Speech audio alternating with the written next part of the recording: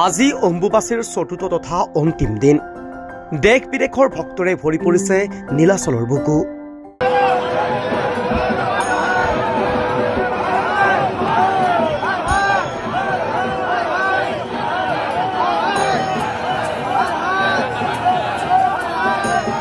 আজি পুৱতি নিশা ৩ বজাৰ লগে লগে ঘটিব নিবৃত্তি।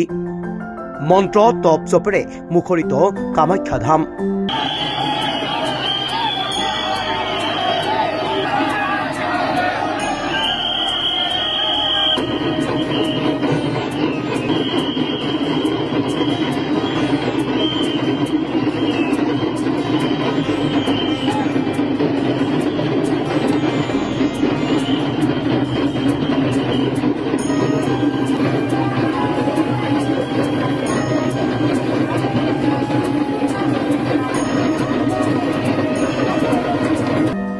উদুলি মুদুলি কামাখ্যা ধাম, ৰঙীন হৈ পৰিছে নীলাচলৰ বুকু।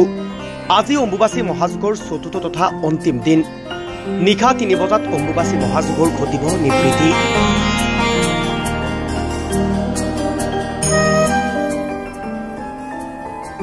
নিবৃত্তিৰ লগে লগে খোল খাব কামাখ্যা ধামৰ দুৱাৰ। দেশ বিদেশৰ পৰা অহা সাধু সন্তৰে ভৰি পৰিছে নীলাচলৰ বুকু। যাগযজ্ঞ তন্ত্ৰ মন্ত্ৰ তপ জপৰে মুখৰিত হৈ পৰিছে কামাখ্যা ধাম। হাজাৰ হাজাৰ ভক্তৰ সমাগমে এক প্ৰকাৰ আনন্দমুখৰ পৰিৱেশে বিৰাজ কৰিছে নীলাচলৰ বুকুত। আজি পুৱতি নিশা ৩ বজাৰ লগে লগে নিবৃত্তি ঘটিব মহা অম্বুবাচীৰ। তাৰ লগে লগেই কামাখ্যা ধামৰ দুৱাৰ খোল খাব। দুখ মনেৰে বিদায় লব ভক্তসকলে।